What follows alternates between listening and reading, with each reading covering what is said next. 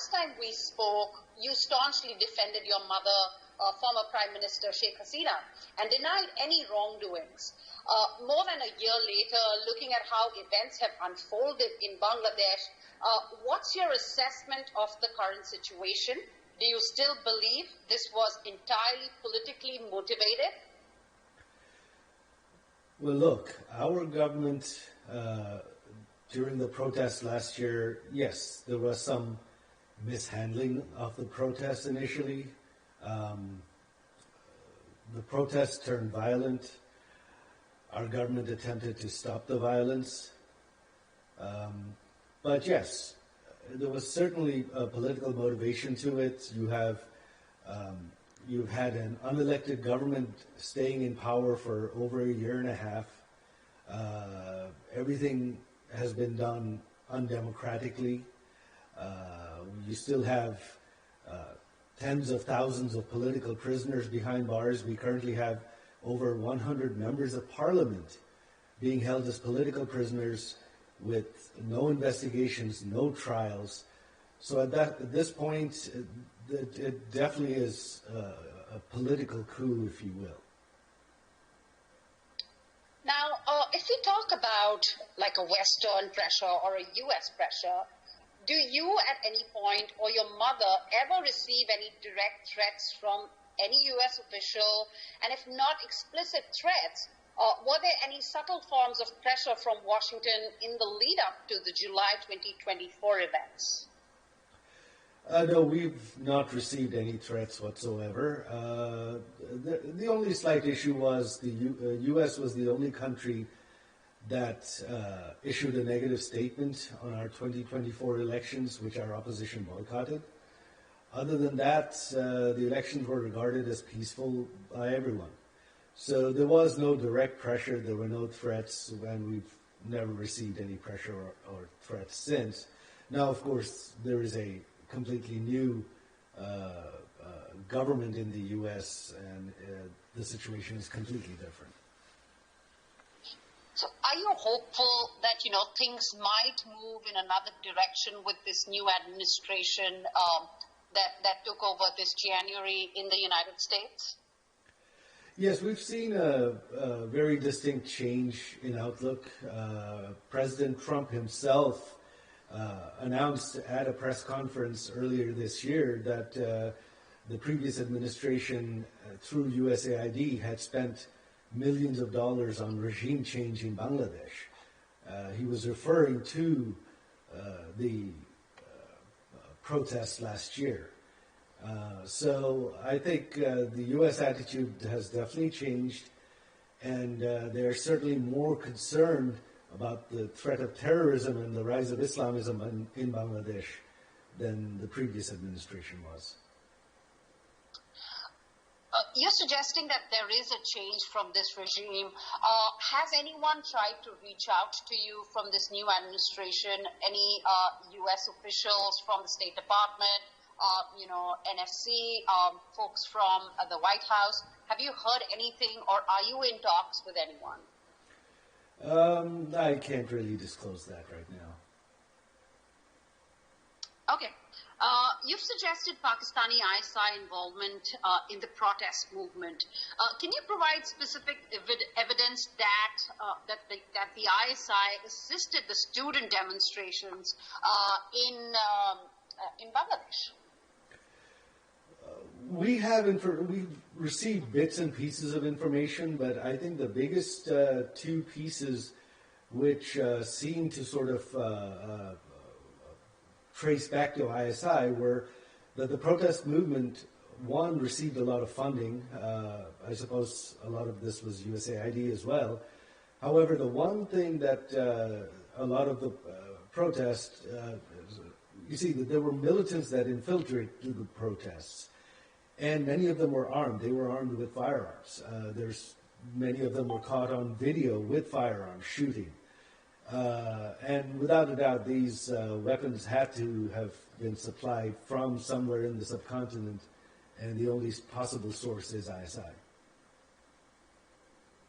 Let's just talk about India's role in this whole dynamics. What role do you believe India played during the crisis? And how do you assess New Delhi's current position on providing asylum to your mother?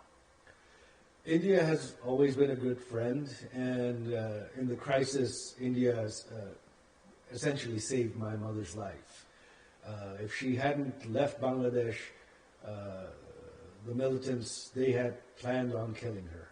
So I'm eternally grateful to Prime Minister Modi's government for saving my mother's life.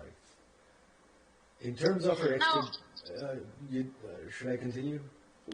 Yeah, go ahead, sorry. In terms of her extradition, look, for an extradition to happen, the judicial process has to be followed. What you have in Bangladesh is a government itself that's unelected, unconstitutional, and illegal.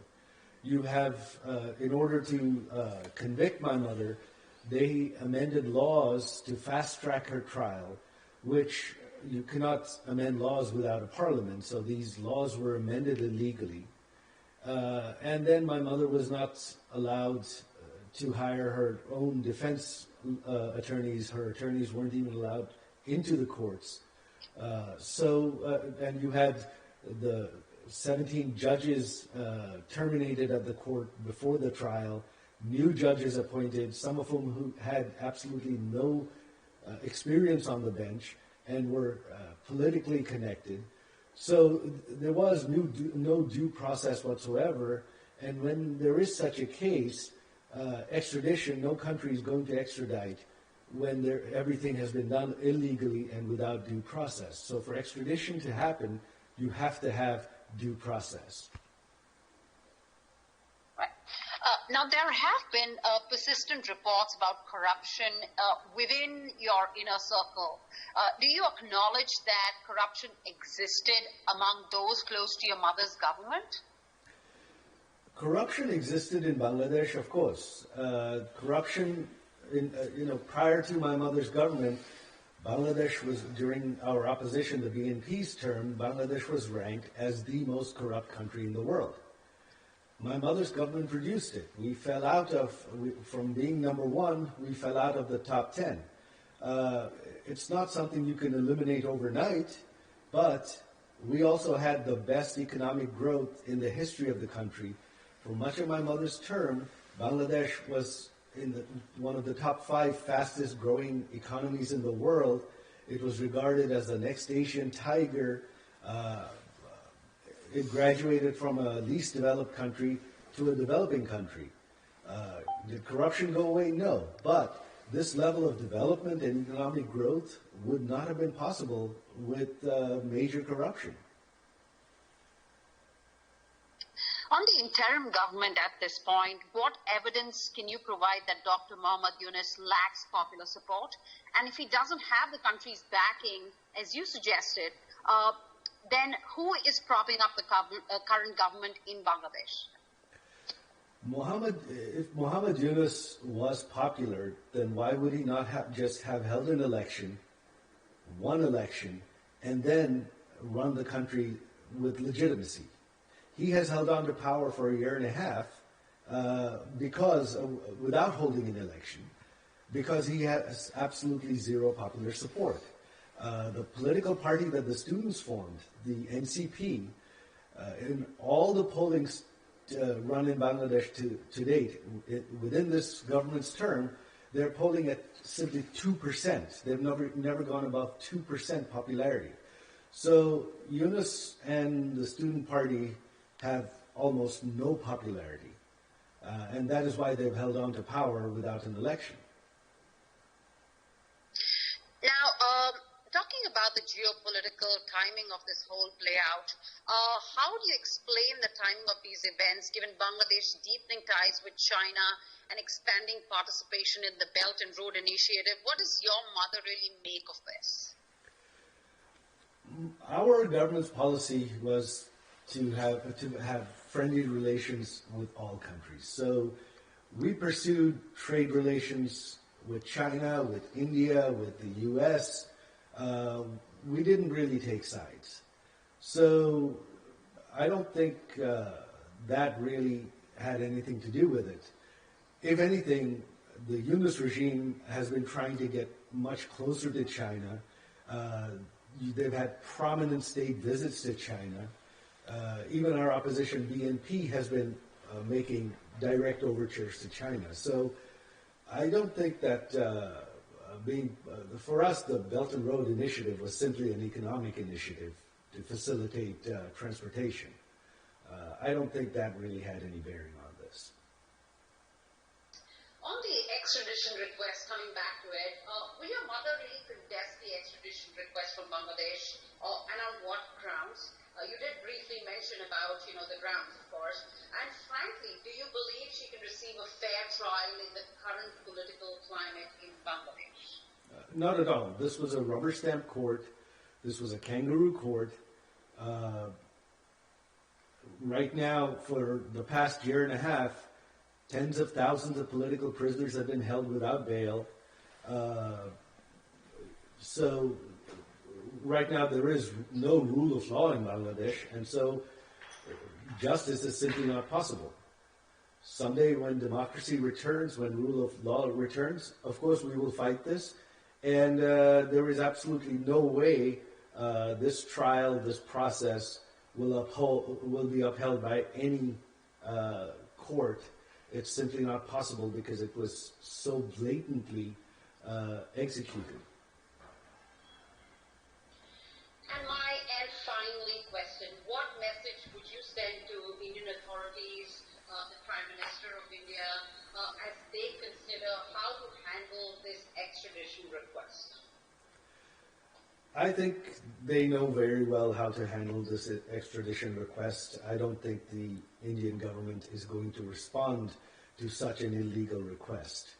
I really don't have any opinion on that whatsoever because I have faith in the Indian democracy, in their belief in the rule of law. What should really concern India is that the Yunus regime, you had asked, who is propping them up? It is Jamaat-e-Islam, which are the largest Islamic party. They have released tens of thousands of terrorists that our government had convicted and sentenced to prison. They've released them.